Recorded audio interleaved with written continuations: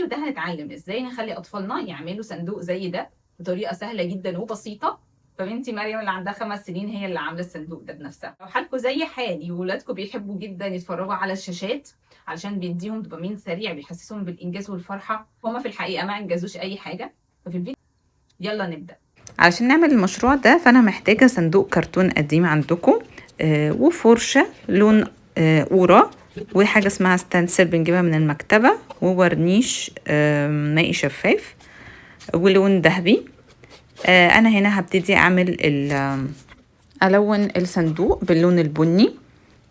اللون ده بنجيبه من عند الموان عادي جدا، اسمها الوان قورة.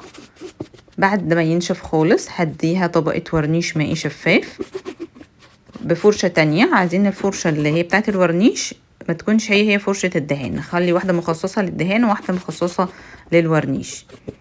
وبعد ما ينشف برضو الورنيش خالص هنبتدي نعمل خطوة الستنسل. لازم اكون مثبتة الستنسل كويس قوي، واخد في الفرشة كمية لون مش كبيرة، وكمان ما يكونش الفرشة بتاعتي مبلولة ولا اللون بتاعي مبلول وعليه مية كتير. بس انا مثبته الستنسل دلوقتي بايدي، والفرشه فيها شويه لون قليلين وهي ناشفه تماما. ده قواعد علشان خاطر الستنسل بتاعي ما يسيلش.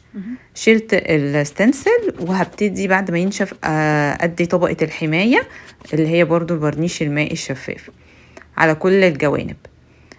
انا عملت ناحيه الستنسل الموتيفات ده، هعمل بقى دلوقتي كلمات. والستنسل ده تقدروا تجيبوه من المكتبات او في برضو موقع اسمه ستنسلز ماركت. انا اخترت ناحية رمضان كريم، هعمل في ناحية تانية النجوم دي.